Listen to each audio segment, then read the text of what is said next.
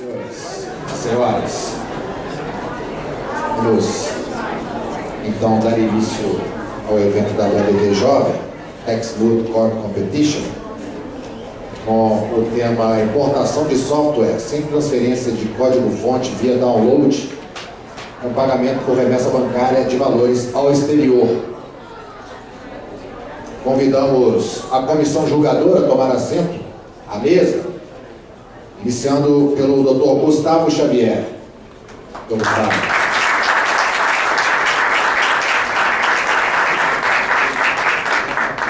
Convidamos Dr. Regivano Fiorindo.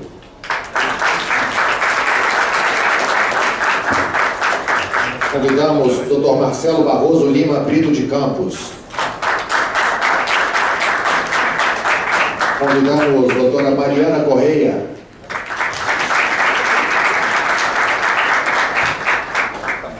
Convidamos doutor Alfredo Bento de Vasconcelos Neto.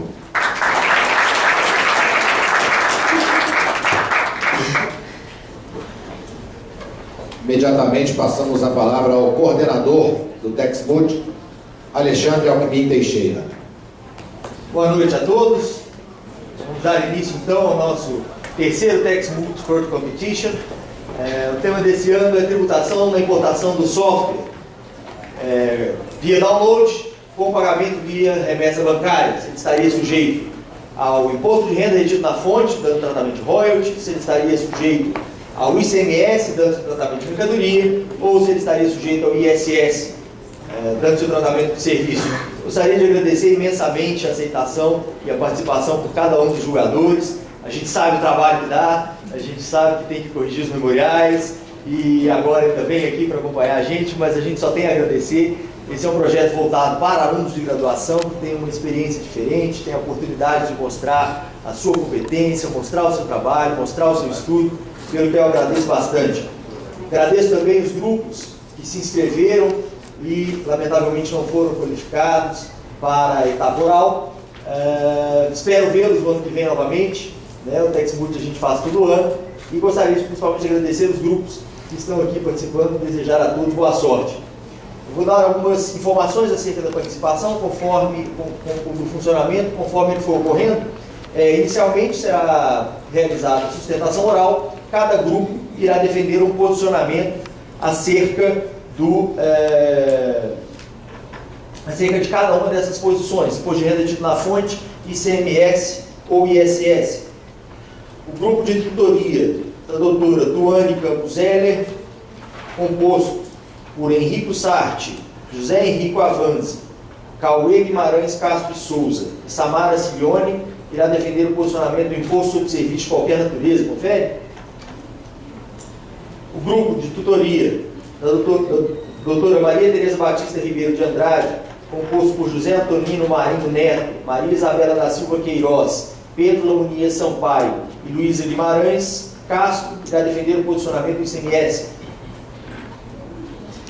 E o grupo de tutoria do Dr. Frederico Menezes Greiner, formado por Carolina Fonseca Chalup, Gabriel Rocha Brandão, Lucas Augusto Teixeira e Mariana Matos Oliveira Sana Moraes, irá defender o posicionamento de imposto de renda retido na fonte.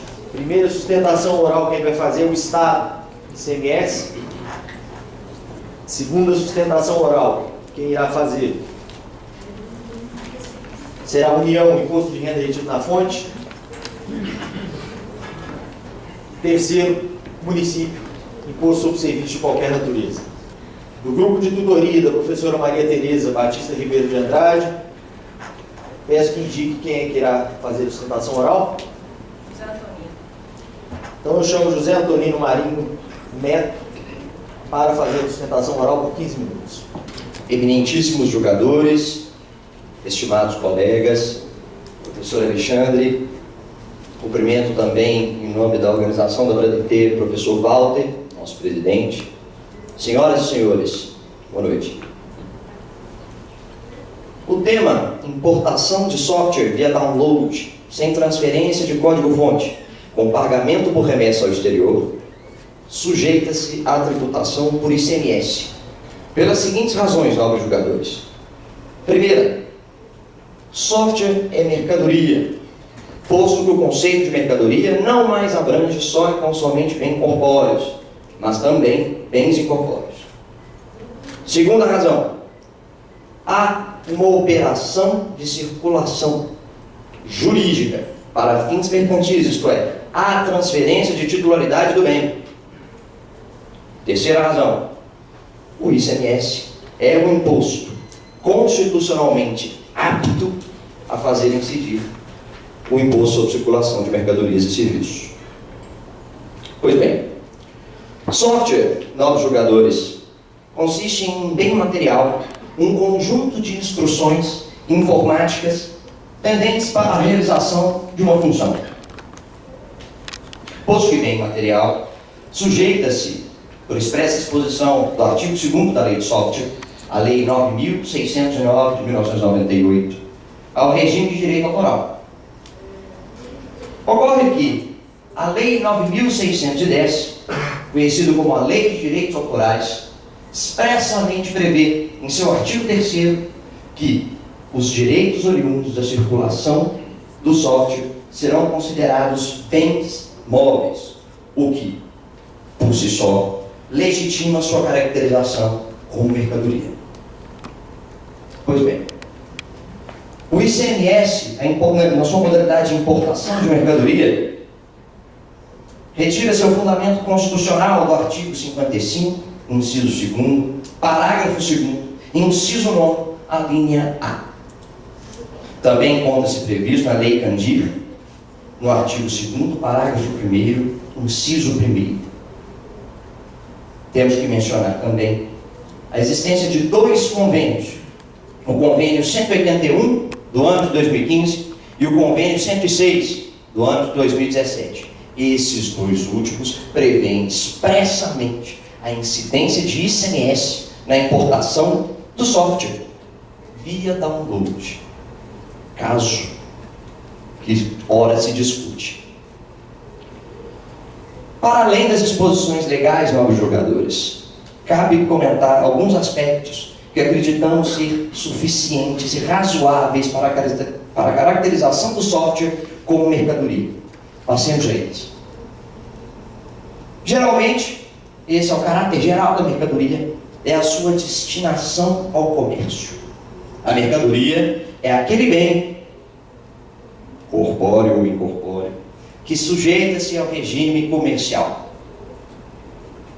De há muito, a doutrina já tem aceitado a superação do velho artigo 191 do Código Comercial de 1850. Aquele diploma previa expressamente que a mercadoria era apenas bem corpóreo. A doutrina superou e façamos um exercício de adequação hermenêutica. Se não podia o Constituinte de 88 prever o avanço tecnológico referente ao comércio eletrônico, não poderia o legislador de 1850 fazer. Ademais, a Constituição Federal outorga a competência ao Estado para instituir o ICMS sobre energia elétrica, em seu artigo 155, parágrafo 3º. Lembrando rapidamente, no julgamento da ADI 1945, me lembro a fala do ministro Nelson Jobim, que dizia: olha, quando eu tentei pegar na energia elétrica, eu tomei um choque, como se diz. Ou seja, abarca-se, encontra-se plenamente no conceito de mercadoria os bens incorpóreos. Ademais, teríamos que pensar o seguinte: se não admitirmos a tese de que mercadoria também abrange bens incorpóreos, teríamos uma violação do princípio da igualdade. Imagine dois comerciantes. Um comercializa bem corpóreo, o outro bem incorpóreo. Se onerarmos um e não onerarmos outro, diante da manifestação da capacidade contributiva de ambos, estaríamos violando a um só tempo o princípio da igualdade, o princípio da capacidade contributiva e o princípio da livre concorrência. Superado o ponto dos bens incorpóreos, passemos à circulação. Do ponto de vista técnico, e isso foi lembrado pelo ministro Carlos Aires Brito, no julgamento da mesma DI, há circulação que se dá no meio virtual, há um fluxo jurídico virtual, que era físico, apenas se dá em um outro ambiente. Mas também há circulação jurídica. E é essa circulação jurídica, aquela que promove a transferência da titularidade de bem, é que faz incidir o ICMS. Por quê? Quando há transmissão de dados entre A para B, encerra-se o papel do fornecedor na relação mercantil, o que, por si só, afasta a tributação sobre serviço.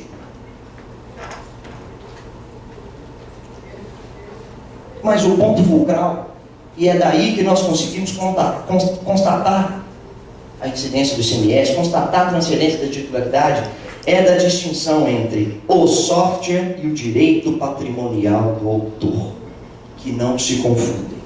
Criação não se confunde com o produto da criação. A ideia não se confunde com seu resultado. Ora, quando importa-se um software via download, o que se tem é uma importação mercantil genérica. Surge, portanto, para o fornecedor a obrigação de dar. Dar o quê? Dar a cópia do programa.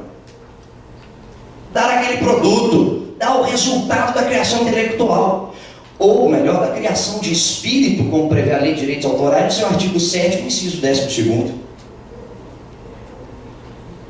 Nesse sentido, aquele que adquire novos jogadores exerce o direito de uso, de gozo e de fruição sobre aquele software, sobre o programa importado.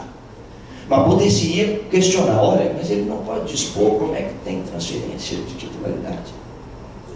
Ora, excelências, há um óbice jurídico que não afasta a transferência de titularidade. Quantas vezes, quantos contratos que nós temos aí que tem uma cláusula de reserva de domínio, segunda cláusula de inaliabilidade, quer dizer, restrições à propriedade. No entanto, mesmo sem poder dispor, o sujeito que adquire o produto dele proprietário, há transferência de titularidade do bem.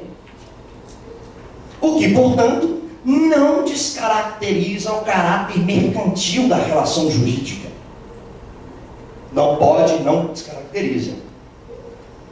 Mas, excelências, ainda que todos esses argumentos não fossem aduzidos, nós devemos fazer um exercício hermenêutico. Ora, todos sabemos que quando se altera a realidade, altera-se o significado dos textos normativos. Altera-se, portanto, a compreensão. Altera-se, doutor Jorge Abras, a interpretação, cuja consequência natural é a evolução do conceito. E nisso o ministro Eros Grau militou anos no Supremo, batendo na mesma tecla, sustentando a mesma posição. O professor Eros Grau, que foi professor do Largo São Francisco, casa dos nossos colegas. E o Supremo também o fez. Ora, no julgamento do recurso extraordinário 33.017, o Supremo estendeu a imunidade a livro eletrônico. Por quê? Justamente em virtude do exercício hermenêutico. E assim também fez o Supremo com relação à matéria em caso, quando concedeu a liminar na ADI 1945 para que pudesse incidir ICMS sobre importação de software via download. São essas as razões, excelências, para a incidência do ICMS. Mas há de argumentando um tanto, cumpre afastar a incidência dos outros tributos em questão. Comecemos primeiro pelo imposto de renda, em sua modalidade retida na fonte. Que, se incidisse, seria a título de royalties. São duas as razões para não se incidir royalties aqui. Primeiro, é que, para que se pudesse aduzir royalty, a transferência teria que ser sobre terceiro que não é o autor, o que é matéria fática e nós não podemos trazer para o presente caso. Temos que discutir apenas questões de direito. Teríamos que analisar a cláusula contratual. Segundo ponto é com justamente a relação que nós fizemos entre direito autoral, o direito patrimonial do autor e o próprio software. Por quê? Porque quando se importa o software via download, não se está aprendendo a criar outro software. Não se está a ensinar ninguém a criar um software. Está justamente se importando, está se adquirindo o produto, a criação, o produto da criação. Nesse sentido, restaria completamente inaplicável o artigo 710 do Regulamento do Imposto de Renda de 99, por força da não incidência do artigo 22, a linha D, reproduzida da Instrução Normativa da Receita Federal 1455 de 2014, em seu artigo 17. Não incide, portanto, royalty aqui. Com relação ao imposto sobre serviço, excelências, acreditamos haver, nos últimos tempos, uma interpretação errônea das últimas decisões do Pretório Excelso acerca de um possível novo conceito de serviço. Por quê? Em nenhum momento o Supremo Tribunal Federal afastou o esforço humano. Aquele esforço humano em prol de outro, como queria o professor Aires Fernandino Barreto. Em nenhum momento o Supremo afastou a obrigação de fazer para que se pudesse incidir serviço. Do contrário, o que o Supremo Tribunal Federal falou foi o seguinte: olha, pode haver esforço humano que pode ser conjugado com uma obrigação de dar. E aí sim poderia continuar incidindo o serviço. Ou seja, para que se possa incidir o ISS, deve ocorrer algo além do simples dar. Isso por quê? Isso porque o Supremo Tribunal Federal utilizou o verbo oferecer. Oferecer utilidade a outrem. Oferecer é verbo que exprime ação. Exprime atividade. No caso concreto, o que nós temos? Nós não temos nada além da obrigação de dar. Dar o quê? Dar a cópia única. Dar o programa. Por essa razão, não incide o imposto sobre serviço. Mas poder-se-ia questionar, olha, mas está lá previsto na lista anexa, 1.05 da lista anexa da Lei Complementar 116. Ocorre que o legislador complementar não tem o condão de desrespeitar a Carta Magna. O legislador complementar não pode transformar em serviço aquilo que mercadoria é. Não pode. A produção da sua norma retira a validade formal e material da Lex Mater. A mera previsão nos parece inconstitucional. Ademais, cabe suscitar o artigo 110 do CTN, onde veda-se ao legislador tributário deformar conceitos de direito privado adotados pelo Constituinte para fins de delimitação de competência tributária. E é o que ocorre no presente caso. São por essas razões, Excelência, que pugna-se pelo reconhecimento da incidência do imposto sobre circulação de mercadorias e serviços e o consequente afastamento da incidência do imposto de renda em sua modalidade retida na fonte e do imposto sobre serviço. Aproveitamos a situação, o momento, mais uma vez, para cumprimentarmos os eminentes colegas que aqui se encontram, cumprimentarmos esta banca julgadora e cumprimentarmos os demais senhoras e senhores que acompanharam a nossa sustentação. Nesse sentido, é assim que nos pronunciamos. Muito obrigado. Passamos agora para a sustentação oral do grupo de tutoria do professor Frederico Menezes Breiner, formado por Carolina Fonseca Chalupe, Gabriel Rocha Brandão, Lucas Augusto Teixeira Brito e Mariana Matos Oliveira Sana Moraes. Peço que indiquem quem vai realizar a sustentação oral, por favor. Doutora Carolina Chalupe, por favor. Bom, boa noite a todos. Em primeiro lugar, eu gostaria de cumprimentar a mesa jogadora presente e a diretoria da BRDT, especialmente nas pessoas do professor Alexandre Alquimim e do professor Walter Lobato. Excelentíssimo jogador. O caso colocado em julgamento hoje diz respeito à incidência do imposto de renda retido na fonte sobre a remessa bancária de valores ao exterior, feita em contraprestação à importação de software sem transferência de código-fonte via download.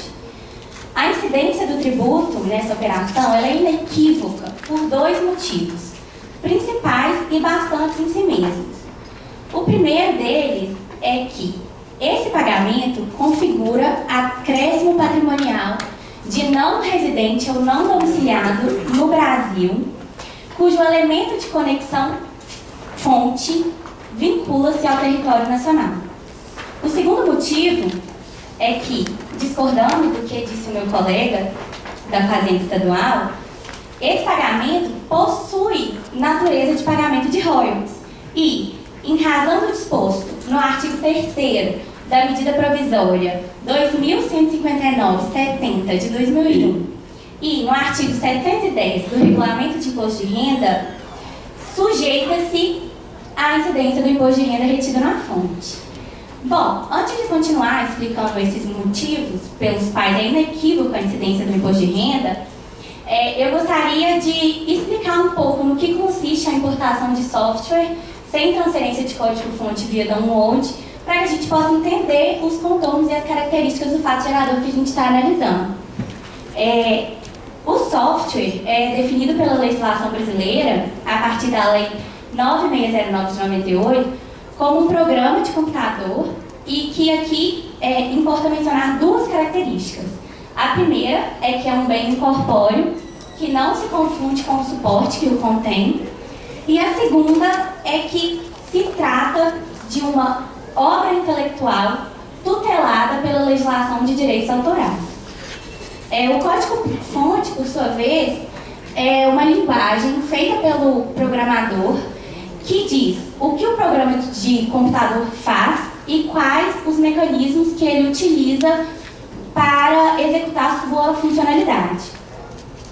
No entanto, o código-fonte, por ser uma linguagem de alto nível, não consegue ser lido pelo hardware dos computadores e por isso tem que ser traduzido por meio de programas que possam fazê-lo para o código executável.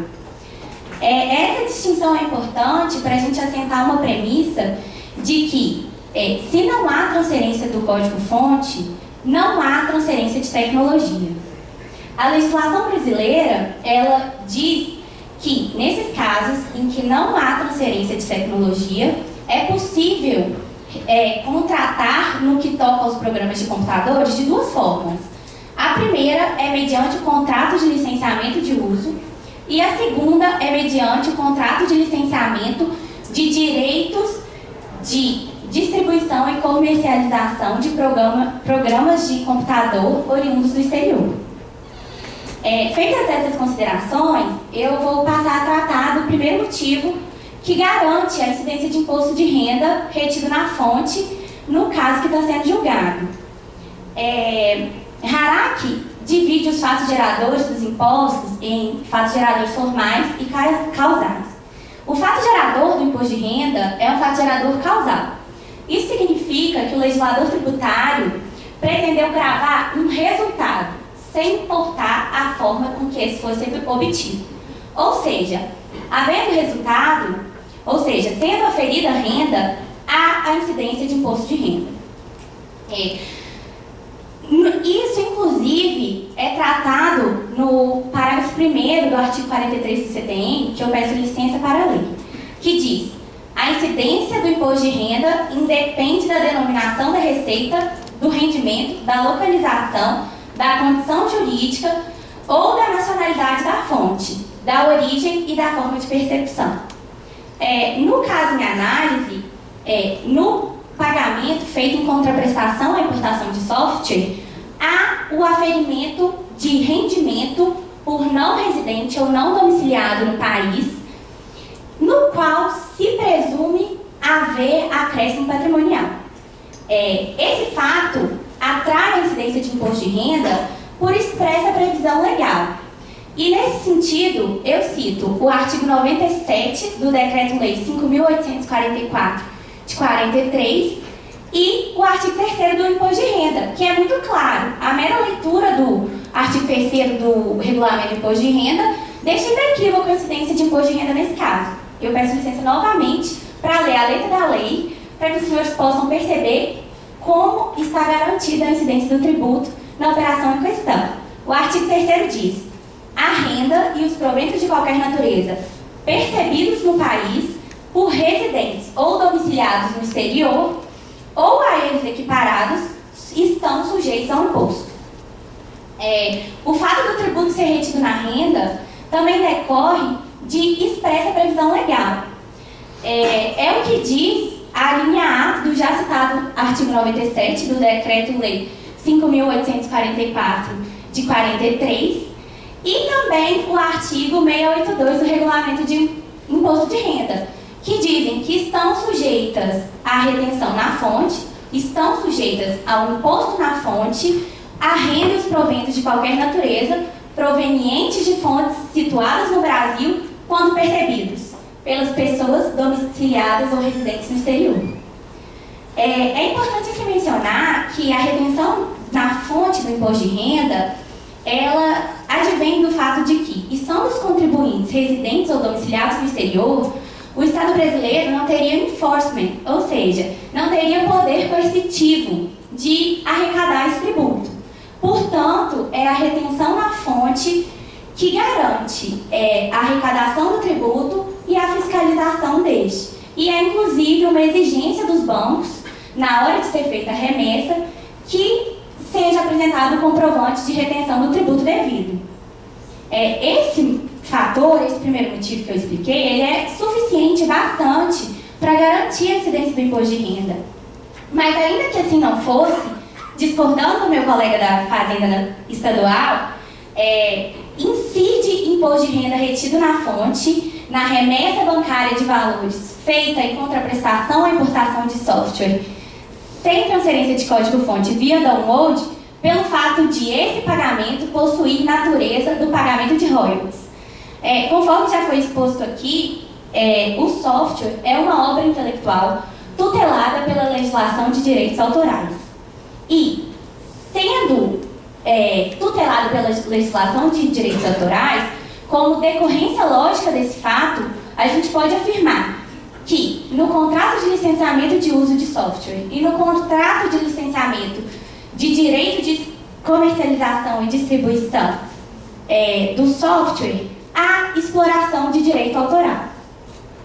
Assentado isso, em que nessas operações há exploração de direito autoral, atrai-se o conceito de royalty para o pagamento feito em contraprestação a essa aquisição.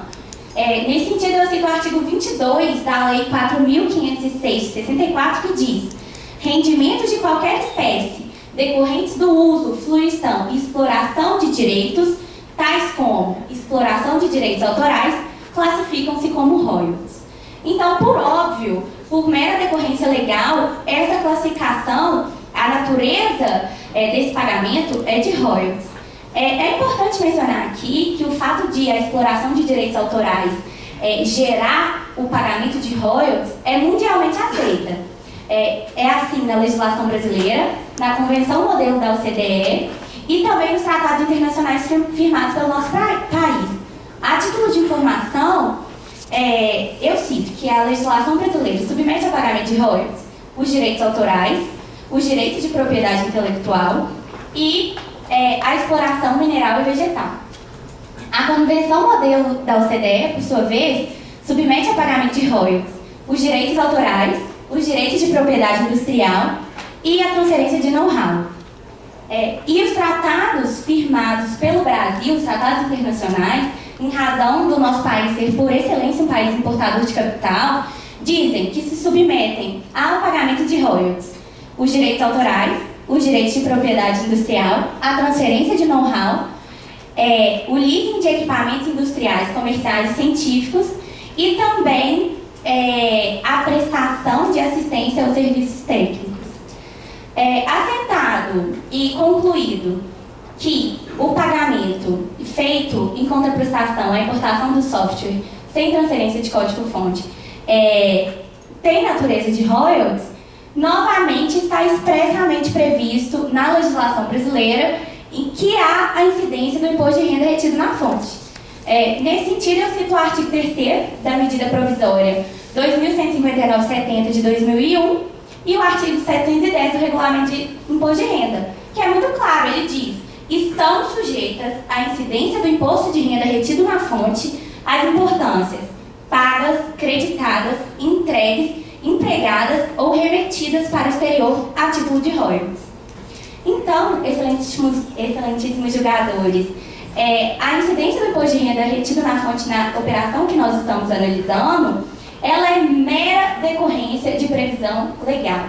E é por isso que eu confio que o julgamento a ser proferido pelos senhores hoje se dará no sentido de garantir o estrito cumprimento do comando normativo constante, ou no artigo 97 do Decreto-Lei 5.844 de 43, ou no artigo 3º da medida provisória 2.159/70 de 2001, perdão.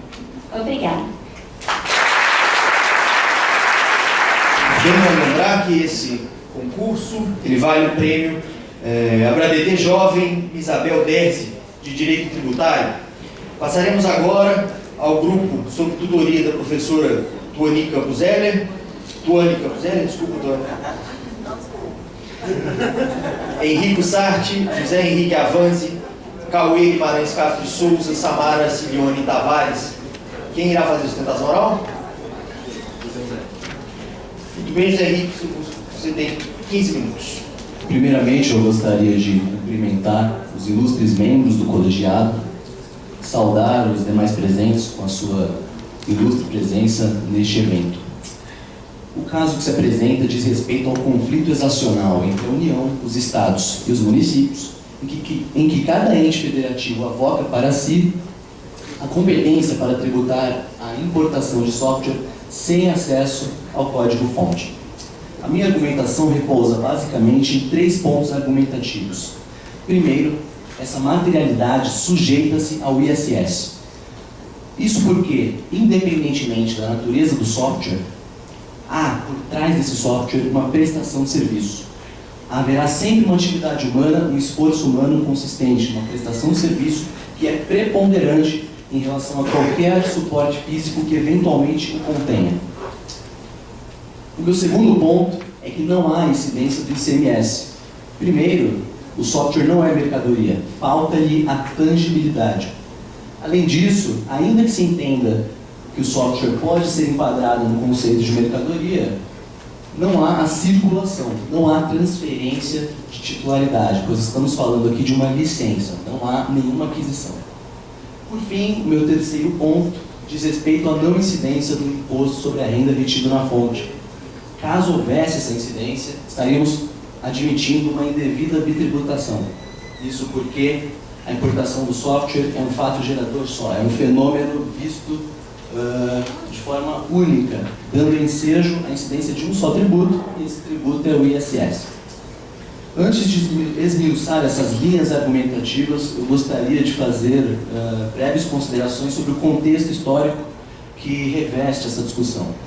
Há mais de 2 décadas, os estados e os municípios travaram esse embate para determinar qual deles ia tributar essa materialidade. Nesse momento, o STF, em julgado paradigmático, resolveu classificar os softwares em software de prateleira e software sob encomenda. O software de prateleira seria classificado como mercadoria e, por isso, sujeitar-seria a incidência do ICMS. O software sob encomenda, feito à medida do cliente, seria considerado uma prestação de serviço e, por isso, seria gravado pelo ISS. A União Federal também entrou nessa briga e a Receita Federal lançou mão de várias soluções de consulta de divergência, ora no sentido de dizer que o imposto sobre a renda incidia sobre essa materialidade, ora para dizer que não incidia. Houve uma alternância de entendimentos. Acontece que, com o passar dos anos, com o avanço das tecnologias, novas modalidades de armazenamento e transferência do software surgiram. A legislação tributária, por outro lado, não acompanhou esse avanço. E daí surgiu esse conflito se agudizou. e por isso nós estamos aqui para verificar qual desses tributos irá incidir. E eu sustento que o ISS é o tributo a incidir sobre essa materialidade. Antes de entrar efetivamente nas minhas linhas argumentativas, eu gostaria de conceituar dois institutos basilares para o caso. Primeiro, o software, que embora tenha sido brilhantemente tratado pelos meus colegas, gostaria de falar que é um conjunto de informações, grosso modo, é claro, um conjunto de informações harmônicas entre si e que se destinam à realização de uma utilidade e que repousam em um suporte físico, em regra. Esse é o conceito legal do software extraído da lei do software. A partir desse conceito é importante observar que o software não se confunde com o seu suporte físico. Ele é eminentemente um bem imaterial, um bem intelectual. A outra premissa que eu gostaria de fixar aqui, muito importante para a continuidade da minha exposição, é que estamos falando aqui de uma licença. Não há que se falar em uma compra e venda e uma aquisição desse software. Como não há acesso ao código-fonte, não há transferência de tecnologia. Portanto, estamos falando ou de uma licença de uso ou de uma licença para exploração econômica.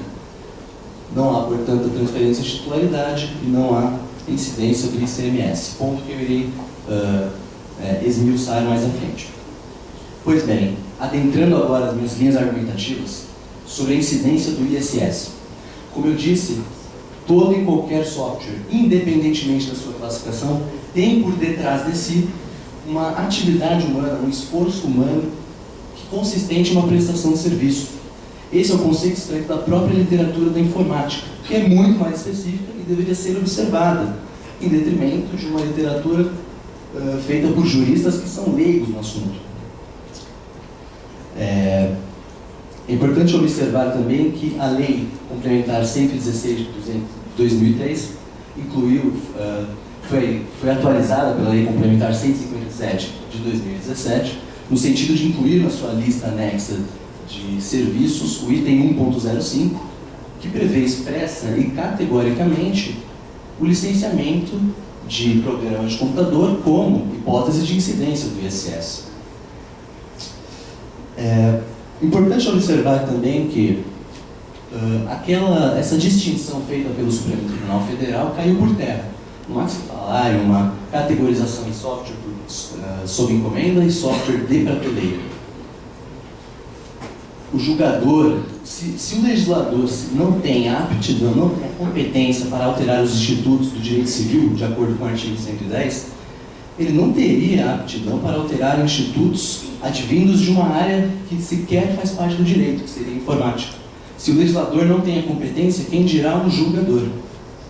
Então é por isso que eu estou assentando aqui que o serviço não pode ser visto como uma mera obrigação de fazer, mas sim uma atividade, um esforço humano consistente em dar uma utilidade para um terceiro. Uma vez que há essa prestação de serviço e que ela é preponderante a qualquer suporte físico que eventualmente contém o software, nós estamos falando da hipótese de incidência do ISS, que é o tributo a incidir no caso. Agora eu gostaria de adentrar o meu segundo ponto argumentativo, que diz respeito à não incidência do ICMS. Como eu disse, o software não é mercadoria, falta-lhe a tangibilidade. E ainda que se entenda por um conceito mais alargado de mercadoria, de modo que ela abarque também os bens imateriais, é importante observar que não há a circulação, não há transferência de titularidade. Como eu disse, estamos falando de uma licença, de um licenciamento, é uma cessão de direito. Cessão de direito não se confunde com compra e venda, não é uma aquisição. Portanto, em sendo uma licença, não há a circulação, não há a transferência da propriedade e, portanto, não há que se falar na incidência do ICMS. Mais ainda, é importante observar que nós estamos falando de uma importação. Incide o ICMS importação, previsto no artigo 12, inciso 9 da Lei Candir. O fato gerador desse tributo, dessa vertente do ICMS, é o desembaraço aduaneiro. O desembaraço aduaneiro envolve a entrada de uma mercadoria física no território nacional. É necessário o registro no Siscomex, a análise documental. Portanto, uma vez se trata de uma transferência eletrônica de software, não haveria o desembaraço aduaneiro, portanto, não teríamos o fato gerador do ICMS importação. Finalmente, eu falo agora do meu terceiro ponto argumentativo, dizendo que não incidiria também o imposto sobre a renda retido na fonte. Em que pese os excelentes argumentos expendidos pela minha colega, é importante observar que esse caso não diz respeito a duas materialidades distintas. Nós estamos falando de um fato gerador único. Trata-se de um fenômeno econômico que deve ser visto como um todo. E é justamente por isso que não deve incidir dois tributos. Isso seria uma indevida tributação. Fazendo um paralelo com o ITCMD, Imposto sobre a Transmissão, Causa-Mortes e Doações, há quem defenda que incide o imposto de renda pelo acréscimo patrimonial. Eu estou falando de uma doação. Aquele que recebeu a doação tem um acréscimo patrimonial e por isso haveria incidência do imposto sobre a renda, e aquele que fez a transferência estaria incidindo no fato gerador próprio do ITCMD. Sacha Calmon Navarro Coelho, Misabel Derzi, Aliomar Baloeiro, todos eles defendem que tratar-se-ia de um fato gerador único e, portanto, deveria sofrer a incidência de um só tributo, sob pena de se permitir uma bitributação indevida. Por isso, em sede de conclusão, eu reitero os meus argumentos para dizer que o ISS deve incidir nesse caso, considerando que o software, em síntese, o software não é uma mercadoria, mas sim, sempre envolve uma prestação de serviço atrás de si. E, por outro lado, não há a incidência, afastando também a incidência do ICMS e do IRF, porque não temos mercadoria, não temos circulação, não temos desembaraço aduaneiro e também seria um absurdo permitirmos uma bitributação caso se autorizasse a incidência do IRF em conjunto. Agradeço a oportunidade e cumprimento os meus colegas e os ilustres membros do colegiado.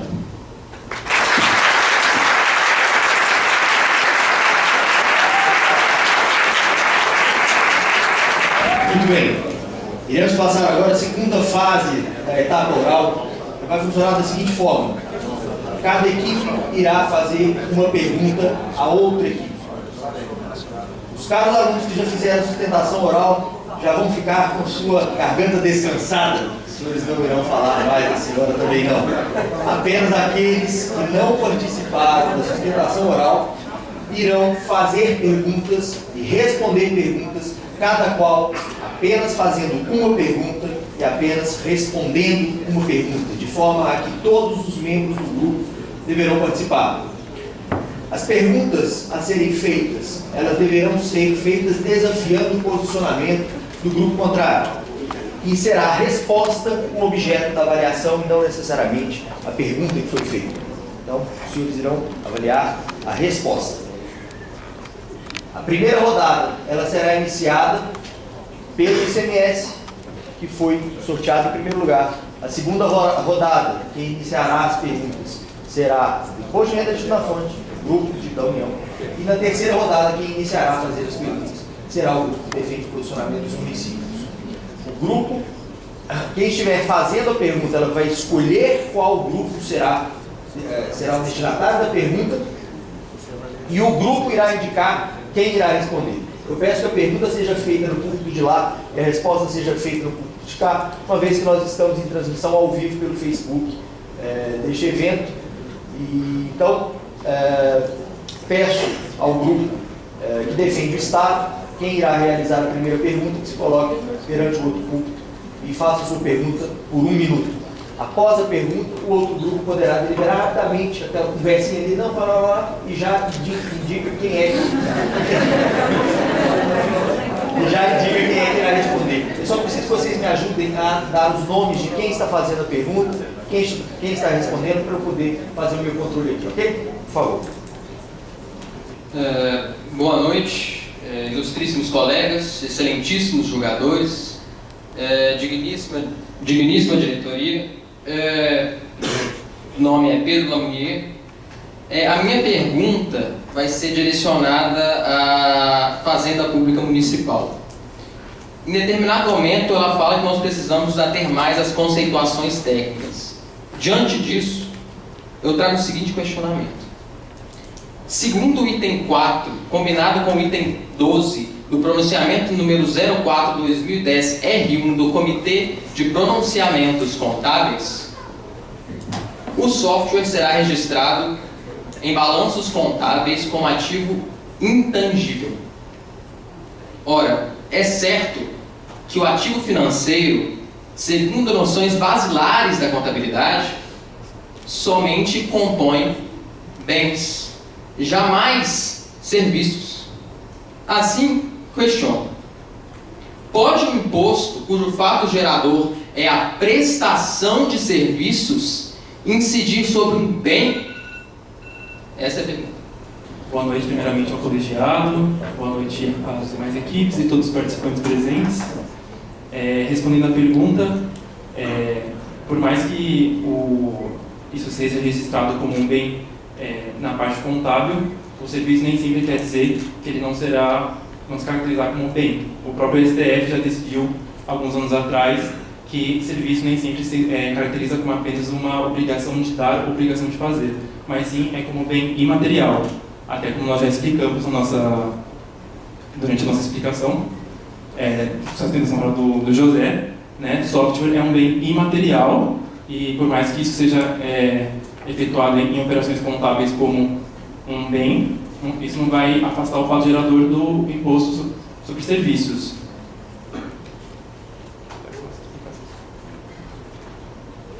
Obrigado pela atenção, nessa nossa explicação. Boa noite. Bom, vou fazer a pergunta para o grupo do ICMS. Boa noite a todos. Boa noite, jogadores. Boa noite, os presentes. Bom, nem sempre há a necessidade de lei complementar para dispor normas gerais com relação a determinado imposto. Esse, por exemplo, é o caso do IPVA, mas não é o caso do ICMS. O artigo 34, parágrafo 8º da DCT, traz para a gente a necessidade, a essencialidade da existência de uma lei complementar para dispor sobre esse imposto estadual. Foi criado o imposto, a Lei Candir. O artigo 12 da Lei Candir, inciso 9, nos traz o aspecto temporal do ICMS importação, que é defendido pela outra parte. O aspecto temporal nada mais é, nesse caso, que o desembaraço aduaneiro do bem mercadoria, o que pressupõe a existência física, a materialidade, um bem corpóreo. Nesse sentido, eu questiono, como poderia haver o fato gerador do ICMS importação, tendo em vista que o aspecto temporal definido em lei competente é o desembaraço aduaneiro? Muito obrigado, boa noite. Bom, boa noite ao questionador. Bom, de maneira geral, a gente tem que trabalhar com as premissas adequadas. Segundo o nosso entendimento, é muito claro que o software tem não só uma destinação comercial, como tem uma finalidade de mercancia. Esse, digamos assim, fim do software é algo que tem respaldo, inclusive, na própria Constituição, afinal é a regra matriz do imposto de circulação de mercadorias, que haja essa natureza, digamos assim. Um segundo ponto que é importante nós ressaltarmos, só para consolidar essa incidência, isso não foi muito abordado na sua questão, mas é bom salientar, é que, inclusive, incide sobre bens incorpóreos, como já bem definiu, como já é bem, inclusive, elucidado na Constituição, respaldado na Constituição, quando ela define ou quando ela autoriza a tributação de energia elétrica pelo ICMS, e ainda consolidado na súmula 391 do STJ, que autoriza sim a incidência do ICMS sobre bens incorpóreos. Ponto 3. Há também claramente uma circulação, afinal de contas, num novo mundo moderno, em que as mercadorias em grande parte circulam no meio virtual. A forma que se encontra hoje em dia de circulação dessa mercadoria é necessariamente a transferência eletrônica de dados. E ela é suficiente para caracterizar a circulação de mercadoria. Um quarto ponto ainda, e aqui é fundamental, é que há sim efetiva transferência de titularidade a nosso ver. E isso porque, uma vez que não há transferência de código-fonte, é certo que o bem ali transferido é uma cópia. É uma cópia, pois não há direito autoral que afaste essa classificação. Nesse sentido, a nós é muito claro que ele se enquadra ao conceito de mercadoria e se sujeita à tributação pelo ICMS. E aqui não vejo como afastar uma conceituação que é autorizada pela Constituição e legitimada pela hipótese de incidência disposta na Lei Candir, que é, efetivamente, a circulação de mercadorias. Então, para mim, não é muito óbvio quanto a isso. Por necessariamente agora, o grupo de município deverá fazer a pergunta para o grupo da União. Quem irá fazer a pergunta, por favor? Boa noite a todos. Boa noite à mesa julgadora e a todos os presentes. Nossa pergunta vai ser direcionada à União. E é basicamente que, considerando que tem um case da Nestlé defendido pela União no STJ na semana passada, em que a União defende a tributação por IRF retido na fonte sobre a importação de softwares para o exterior, como vocês vão explicar o posicionamento da União se no mesmo julgamento eles também defendem a incidência da CID sobre a mesma importância, sob a luz do GATT, no Tratado Internacional, que proíbe a bitributação e que limita a 15% a tributação sobre a renda? No grupo da União, quem irá responder? Boa noite a todos. Gostaria de cumprimentar a banca julgadora, os demais colegas e agradecer a pergunta da Procuradoria Municipal, que vai possibilitar elucidar uma questão que talvez ainda não tenha ficado clara. Bom, a CID Remessas foi instituída em 2001 juntamente a uma redução na alíquota justamente do imposto de renda retido na fonte. Ou seja, o entendimento pré-legislativo é que a alíquota do imposto de renda retido na fonte incidente sobre royalties, exploração de direito autoral, advém de uma instituição de uma contribuição sobre intervenção em desenvolvimento econômico, que não se confunde com o imposto de renda retido na fonte, apesar de incidir sobre a mesma materialidade, qual seja o rendimento enviado ao exterior como contraprestação por exploração de direito autoral. Dessa maneira, é evidente que não há uma bitributação, porque tratamos aqui de um imposto e de uma contribuição de intervenção no domínio econômico. Além disso, eu reitero que a União, no presente caso, não se vincula às defesas, no caso aduzido pela colega procuradora, e a CID encontra uma isenção prevista expressamente na lei que a instituiu no tocante aos programas de computador, aos rendimentos oriundos da importação de programas de computador. O que reitera a força do nosso argumento de que sim, se trata de royalty, o qual atrai a incidência do imposto de renda retido na fonte. Acredito que seja suficiente. Muito obrigada a todos. Boa noite. Muito bem, passaremos agora a segunda rodada de perguntas. O grupo que irá começar a perguntar será o grupo da União. Ou Gabriel ou Mariana farão a pergunta, por favor. Gostaria de dar boa noite para todos os presentes, em especial para a banca julgadora. Minha pergunta vai para a Fazenda Municipal. E a Constituição Federal expressou todas as hipóteses em que será possível a tributação de fatos ocorridos no exterior. Assim, como justificar a constitucionalidade do artigo 1º, parágrafo 1º da Lei Complementar 116 de 2003, sendo que não há nenhuma previsão condicional para a incidência do imposto sobre serviço na importação, como há nos casos, por exemplo, do imposto sobre circulação de mercadorias e serviços e até o imposto sobre importação. A pergunta necessariamente deverá ser respondida por Henrico ou por Samara. Boa noite a todos. Agradeço a pergunta da colega e respondendo a ela, a Constituição ela autoriza o município a tributar sobre serviços. Por mais que ela não tenha especificado na Lei Complementar 157 de 2017, foi acrescido uma linha e que permite a importação, que permite a tributação na importação de software.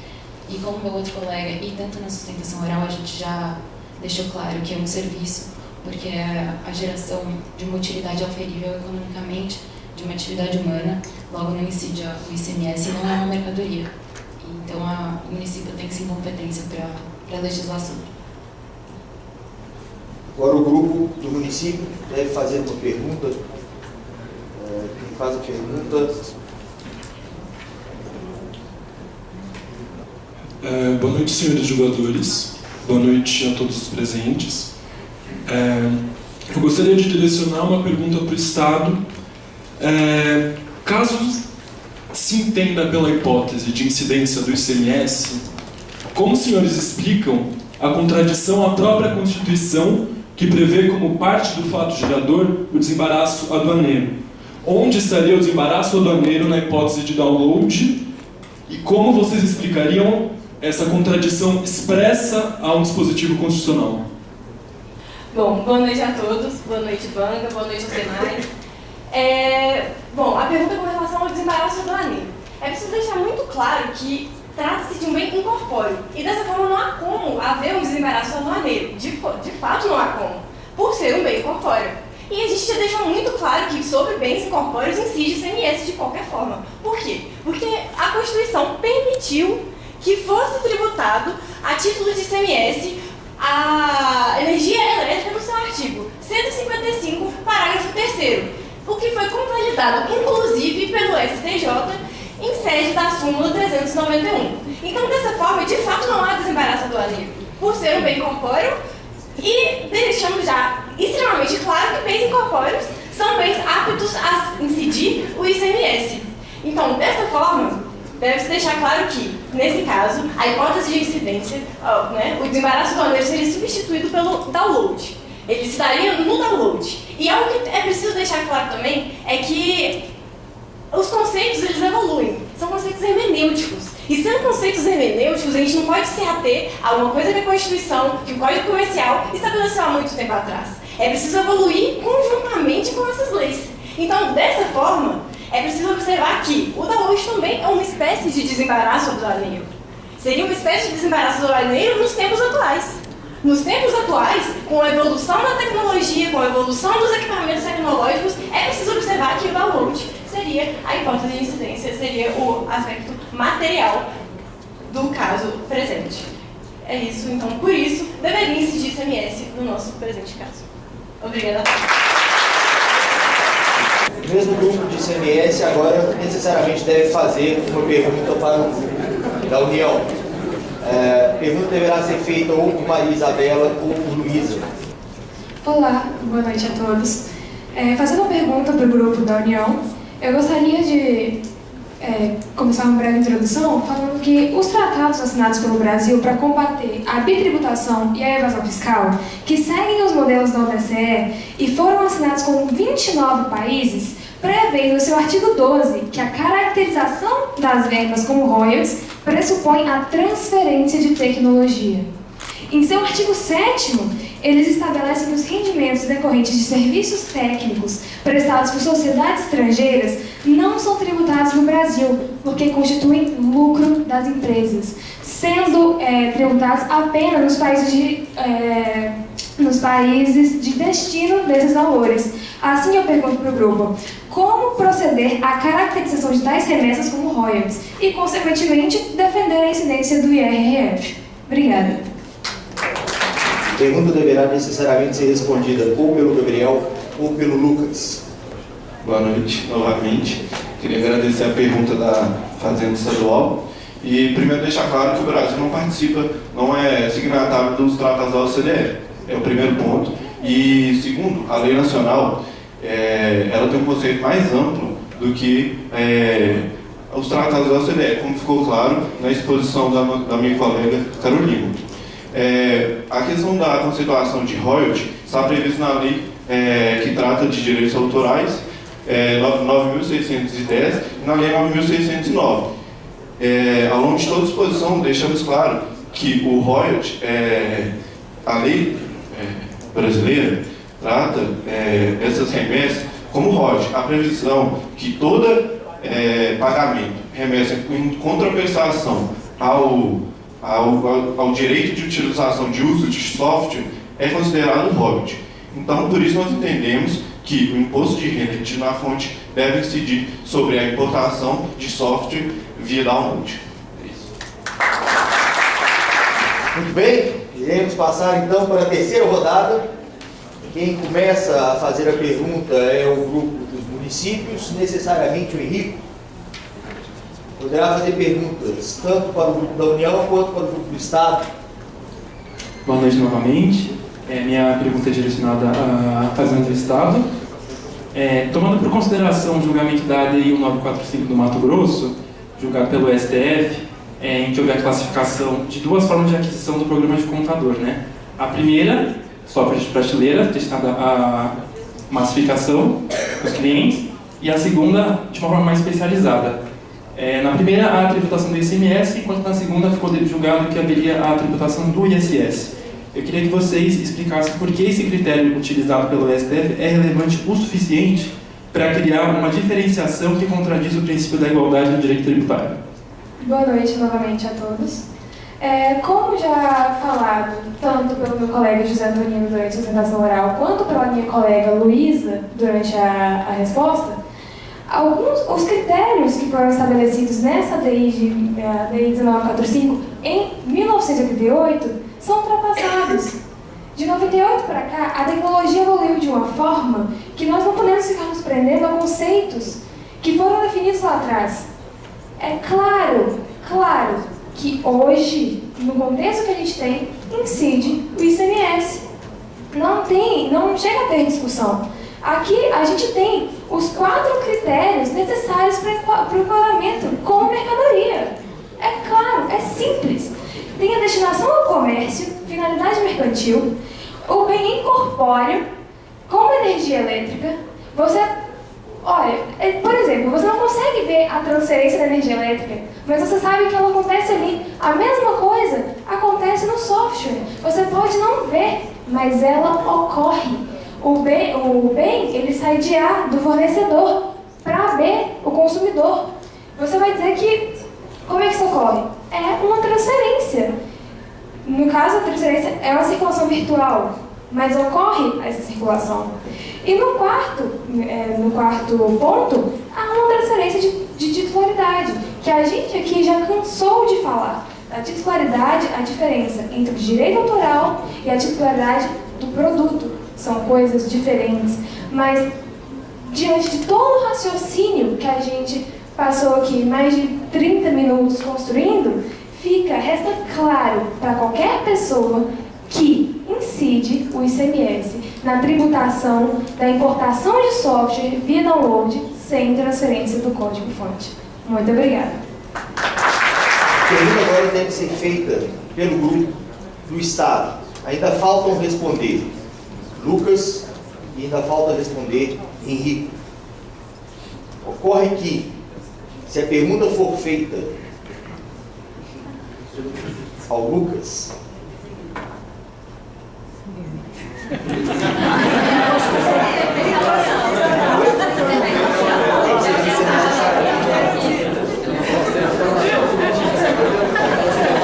tinha uma hora que pode dar um golpe, não lhes dá um golpe. Vocês já fizeram essa conta? Ok, então, a Luísa que tem que fazer a pergunta, por favor. Bom, boa noite a todos. A minha pergunta é direcionada à União.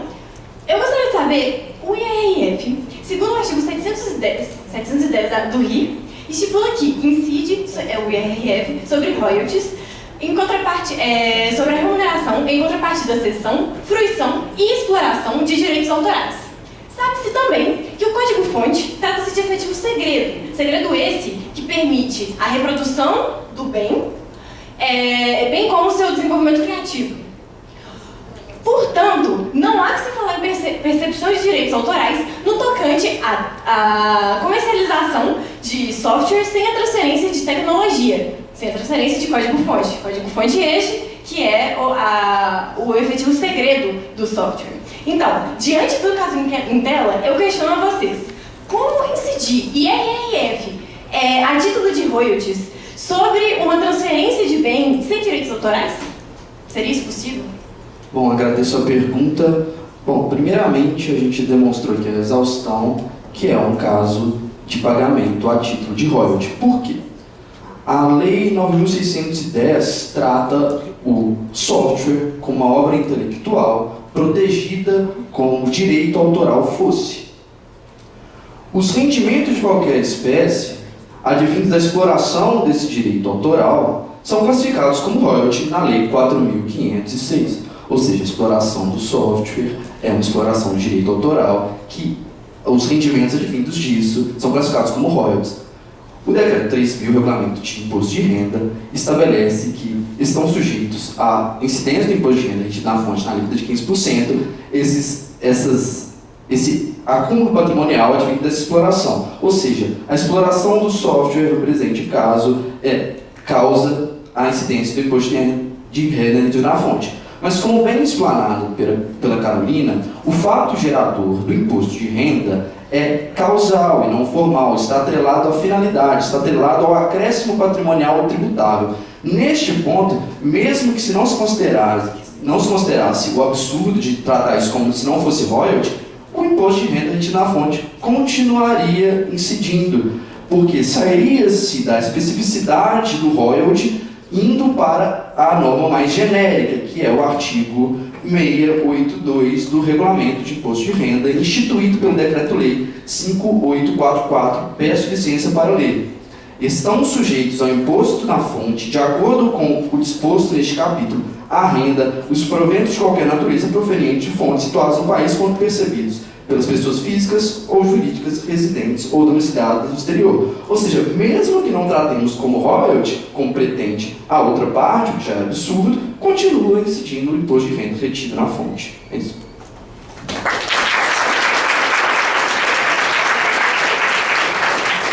Bem, a última pergunta, Mariana, do Grupo da União, irá fazer a pergunta, será respondida necessariamente também pelo Henrique.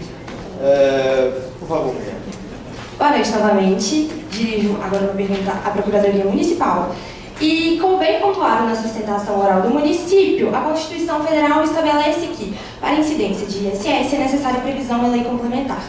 A lista anexa à Lei Complementar 116, conforme jurisprudência pacificada, é taxativa. Ponto. Segunda parte da minha pergunta. A Lei de Propriedade Intelectual 9609 de 98 considera que o contrato aqui em questão pode ser licenciamento de uso, mas também licenciamento de distribuição e comercialização. O licenciamento de comercialização não está previsto na lei complementar.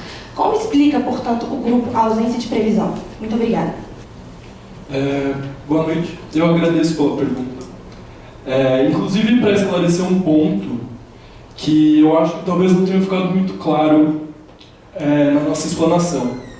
A Lei Complementar número 157, de 29 de dezembro de 2016, acrescenta como, no rol taxativo de serviços, e nisso todos concordamos, isso nunca foi colocado em questão, acrescenta no item 1.04, elaboração de programas de computadores, inclusive de jogos eletrônicos, independentemente da arquitetura construtiva da máquina em que o programa será executado e dotado de smartphones e congêneres. Ou seja, apesar de ser um rol taxativo, existe uma amplidade concedida pela lei complementar, nesse caso, que, de fato, inclui qualquer tipo de importação de software. Porque como a gente defendeu, e com toda a licença muito bem na nossa explanação, o software ele é um produto da atividade humana. Ele não pode ser dissociado disso. E você reduzir esse produto da atividade humana a que seja uma mercadoria ou alguma coisa nesse sentido, é você enfrentar a literatura informática, é você enfrentar os conceitos de softwares que já vêm sido criados por pessoas que sabem muito mais sobre software do que nós. Então, a meu ver, ao ver do município, o legislador, ao acrescentar esse item na Lei Complementar de 157, buscou abarcar todas as situações de importação de software sem transferência de código-fonte via download. Nesse sentido, eu reitero aos senhores julgadores pela incidência do ISS no caso tratado. Muito obrigado. Os jovens estão cada vez mais afiados, não? Que coisa. Eu gostaria de oportunizar, por favor, além de agradecer, mas oportunizar a cada um dos nossos jogadores para fazer um breve comentário, renovando e agradecendo a participação. Vamos começar com o doutor Alfredo, por favor. Obrigado. Eu gostaria de dar boa noite aos presentes e parabenizar cada um dos graduandos que se dedicaram ao exame e desvelamento desse problema. Eu achei, pessoalmente, uma experiência muito interessante. Eu nunca havia participado, sem revelar a minha posição pessoal, mas o que eu achei interessante foi o processo, né, de enfrentamento do problema. Então, muitas vezes, os argumentos que foram apresentados e a maneira como os argumentos foram apresentados, tendo em vista a postura do candidato, enfim, a maneira como o candidato demonstrava acreditar no argumento, às vezes balançava uma convicção que eu tinha a respeito do assunto, sabe? Então foi uma experiência bastante enriquecedora. E, aliás, os debates travados após as sustentações orais ajudaram, enfim, a função de... Eu me imaginei na função de um juiz decidindo a causa, e eu tenho um perfil, assim, meio habermasiano, então, assim, eu achei muito legal. Eu queria parabenizar não só a ABRADT, mas cada um de vocês, e eu me vi, assim, há muitos anos atrás, na condição de estudante de Direito na Federal, e foi, assim, muito legal, né? Era a manifestação que eu gostaria de fazer. Estado, por favor, dê o retorno para os nossos jovens com relação ao trabalho. Boa noite. Primeiramente, obrigado, Alexandre, Walter, pelo convite. Obrigado a todos que estão aqui até agora, já são quase 9 horas da noite. O interesse de todos mostra a importância desse tax limit. Eu e a Mariana comentando o tempo todo aqui, que pena que na nossa época não tinha isso, né, Mário? Também que nossa época também não é tão... um pouco diferente. Enfim, deixa eu dar um retorno primeiro sobre a questão do memorial. Eu queria falar um minutinho sobre o memorial. Porque vocês elaboraram o memorial que foi avaliado por nós. Né? O que são os memoriais? Pessoal, sendo bastante prático e objetivo, e talvez não muito técnico, mas sendo bastante prático na advocacia, o memorial ele é uma oportunidade que muitas vezes você dá ao jogador de conhecer aquilo que você está defendendo ali na hora do julgamento.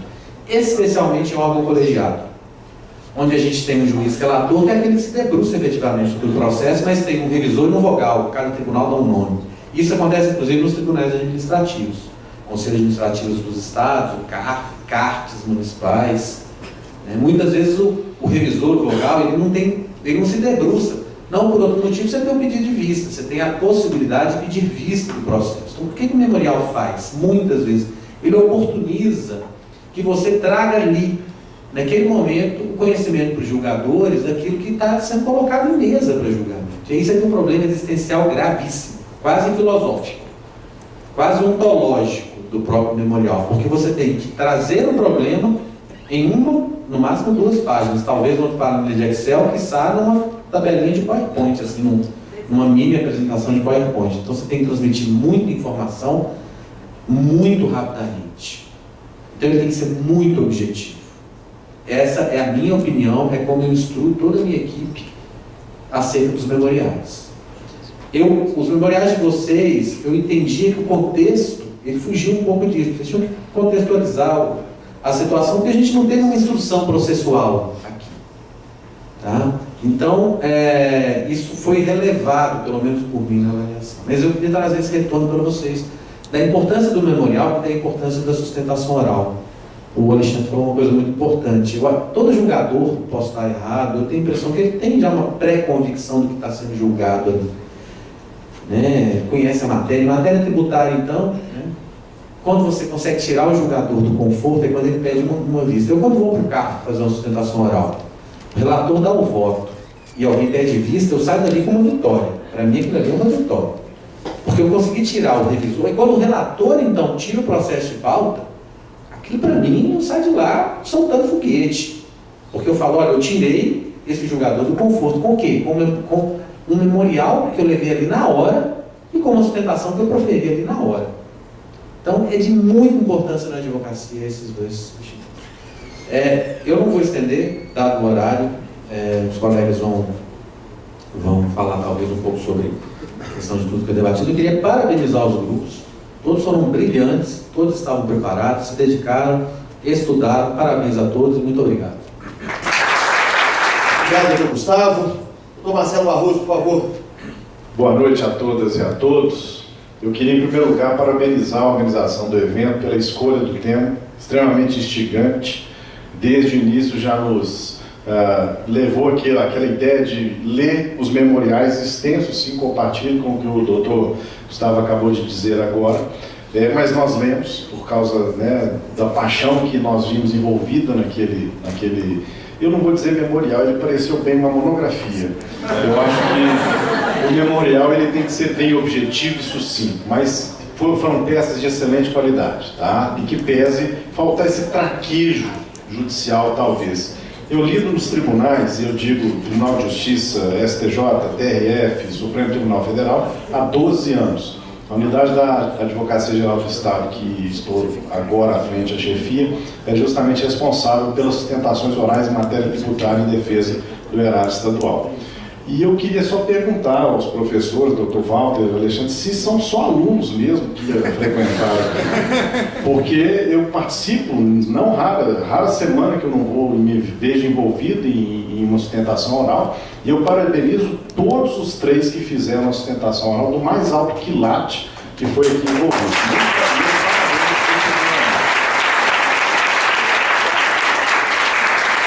Eu achei que ficaria, né, impressionado com a sustentação, mas nós ficamos impressionados com as respostas também. As perguntas e as respostas, nós dois aqui também que ficamos confidenciando aqui, foi impressionante a resposta. Então, maravilha, foi um espetáculo. Também não vou antecipar meu posicionamento, se bem que ele parece óbvio, né? Mas, enfim, agradecer a oportunidade. Tem colegas aqui, fazendários, colegas da Procuradoria, que já me mandaram mensagens aqui, contrata. Calma, a gente não é escritório, tem que fazer concurso. Né? Todos estão convidados, inclusive, quando vier. Né? Mas parabéns. E fica essa observação mesmo. Para que ele faltou, talvez, na peça do memorial, né? Para que ele não se constitua efetivamente numa contestação, num recurso ou efetivamente num TCC, uma monografia. Parabéns a todos. Obrigado. Falar com a doutora Mariana Correia, por favor. Boa noite a todos.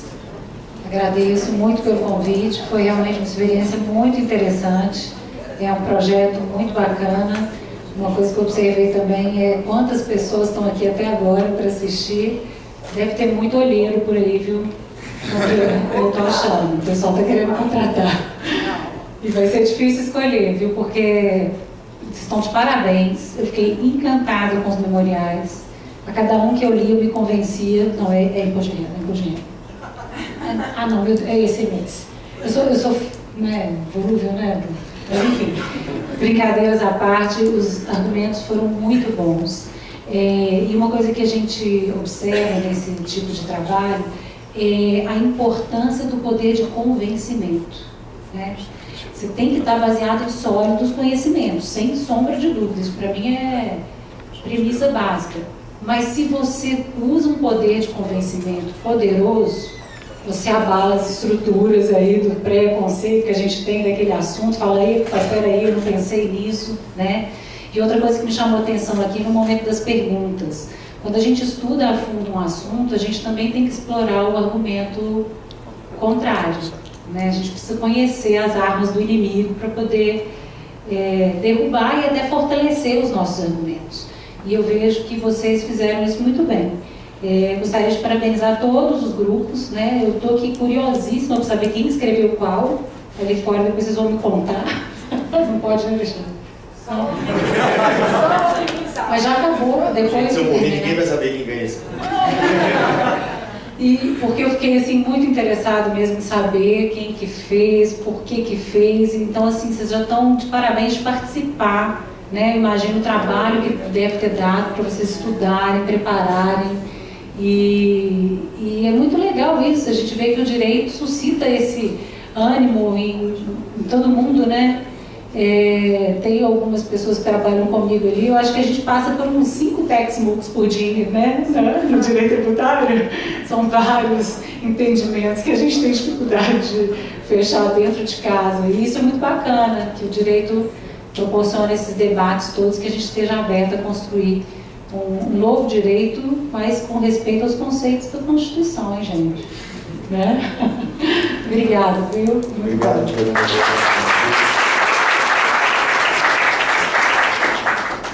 Por último, mas não menos importante, o doutor Regivano, juiz federal, tem experiência em analisar memoriais, em analisar julgamentos. E, por favor. Primeiramente, como doutor Marcelo, eu gostaria de parabenizar a organização do evento pela escolha do tema. Tema muito bom mesmo, altamente instigante.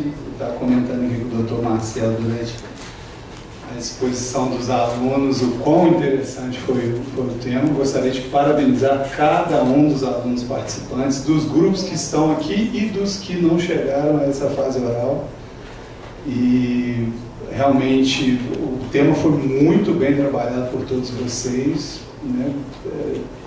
Como a gente notou na análise dos memoriais, eu também fiquei curiosíssimo de saber quem escreveu o quê, porque uns realmente memoriais a gente gostou mais do que outros, mas o que eu gostaria de pontuar, o Dr. Gustavo ele tirou as palavras da minha boca. Eu sou membro de turma recursal, né, é uma turma de 3 julgadores no âmbito do Juizado Especial Federal aqui em Belo Horizonte, então diariamente nós fazemos sessão de julgamento e diariamente há sustentações orais da tribuna sobre os mais diversos temas do âmbito federal, inclusive matéria tributária. E o doutor Gustavo mencionou uma questão muito importante que eu também relevei por ser um trabalho acadêmico, digamos assim, mas que o formato do memorial, isso aí eu gostaria de passar essa experiência como julgador para vocês, ele é muito importante, porque como o doutor Gustavo também bem mencionou, nós, quando chegamos para uma sessão de julgamento, nós já temos que chegar com o voto pronto, né? Então já há sim um pré-julgamento da questão e pela experiência de todo mundo aqui na mesa, é realmente uma vitória tirar o julgador da zona de conforto, porque ele já chega com o pré-julgamento dele ali, com o voto dele pronto, né, para expor para os colegas e eventualmente confirmar ou não. E muitas vezes a sustentação oral, a apresentação dos memoriais tira o julgador dessa zona de conforto, né, e somos obrigados a retirar o processo de pauta e retrabalhar. E realmente a gente não sabe quem fez o que nos grupos, né, mas muitos dos memoriais eles fugiram um pouco dessa temática do memorial, que para mim é uma coisa muito simples. O memorial ele tem que enfatizar o ponto controvertido da causa. Ele obrigatoriamente tem que alcançar isso sobre o ponto de vista do recurso que a parte está buscando provimento, ou às vezes negar o provimento, né? Porque muitas vezes há sustentações orais também da parte contrária para que aquele recurso não tenha êxito, né? Então é de fundamental importância que o memorial ele seja curto, preciso e conciso, porque a matéria em debate já foi, se não exaurida, mas amplamente trabalhada pelo relator. Então é fundamental que na sustentação oral e, consequentemente, nos memoriais, quando são apresentados, que esse ponto controvertido ele fique muito bem enfatizado e muito bem claro para a análise no julgamento, para justamente tirar o julgador dessa zona de conforto, se for o caso ou não, né? se não houver interesse no provimento do recurso. Então, essa é uma questão, estou até me alongando um pouquinho, porque é uma questão importante, que é relevante para a carreira de todos vocês, né? Um erro muito comum que é cometido em sustentações orais, doutor Alexandre, muitas vezes o advogado ele quer revolver questões que muitas vezes nem são objeto do recurso, então muitas vezes nem é conhecido, né? O advogado muitas vezes, e isso também não é tão incomum, a sustentação oral não se basear no tema debatido no recurso, querer revolver questões outras que não seja do objeto da pretensão recursal. Então é muito importante esse foco também, né, no trabalho dos memoriais e da sustentação oral do ponto controvertido do recurso que está se querendo impugnar ou não, né? E aí eu entro para finalizar no trabalho de vocês hoje. Todos os grupos trabalharam muito bem os pontos controvertidos em cima das respectivas teses, né? Eu falei, brinquei com o doutor Marcelo, eu não tenho condição de contratar ninguém, né? Os estágios da Justiça Federal são por concurso, mas é uma experiência bacana, porque são matérias que muitas vezes os alunos não veem na faculdade. E eu comentei isso com o doutor Marcelo também, que é professor de Direito Previdenciário, onde a gente enfrenta muitas questões lá também. É uma experiência legal para os alunos, né, por não ter tanta familiaridade com a matéria. Mas em relação à questão processual, era isso que eu tinha para falar, e parabenizar mais uma vez cada um dos participantes e dos grupos aqui presentes.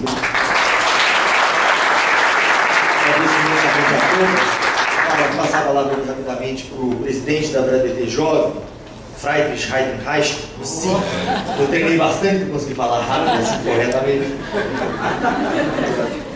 Obrigado, senhor Alexandre. Boa noite a todos. Muito obrigado pela presença até agora. Senhores jogadores, muito obrigado. Hoje nós teremos uma confraternização da BRADT Jovem. Nosso público jovem está aqui hoje presente. Esse evento também é um evento da BRADT Jovem. Nós faremos uma confraternização na cervejaria Hofbrauhaus, aqui da Cocô. Será um evento por adesão, no qual nós poderemos nos conhecer um pouco melhor e conversar um pouco sobre as temáticas tributárias ainda mais. Vou passar novamente a palavra ao professor Alexandre para a gente conduzir os trabalhos. Gustavo soprou aqui para mim que acha que a cervejaria é sua. Com esse nome.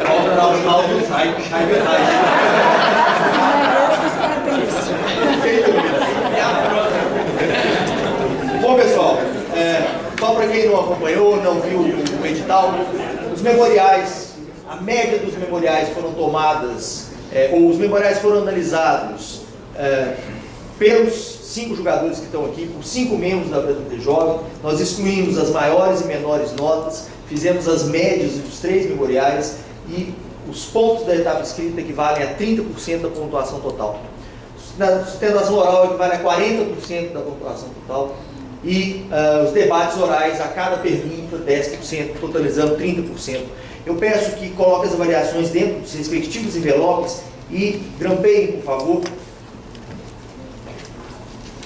Eu irei amanhã, junto com a BRADT Jovem, fazer a apuração dessas avaliações, juntar com os resultados da etapa escrita, e o anúncio dos vencedores será feito no encerramento do congresso amanhã, para entrega pela própria professora Isabel Dese, do prêmio Isabel Dese de Direito Tributário. O resultado é no encerramento, às 6 horas da tarde. Né? Inadvertidamente, eu fiz anotação. Para não marcar, eu posso pôr. Pode. Eu coloco todos dentro de um envelope, então. Vamos colocar todos dentro de um só. Gostaria de agradecer a todos vocês que saíram correndo do avião, os que já estavam aqui. Gostaria de agradecer imensamente aos 3 tutores que abraçaram esses alunos, e eu vi aqui, me comentaram desse acompanhamento que foi feito. Professor Frederico Menezes Breiner, professora Tuane Campos Heller, professora Maria Tereza Batista Ribeiro de Andrade. Agradeço imensamente a participação de todos. Esse é um evento que para mim realmente é muito importante. Eu tenho um carinho muito grande por isso, cuido dele com muito carinho. E amanhã nós saberemos quem é, então, o grupo vencedor desse prêmio tão importante que leva o nome da nossa querida professora Isabel Deres. Começamos amanhã, 8h30 da manhã. Boa noite a todos. Obrigado.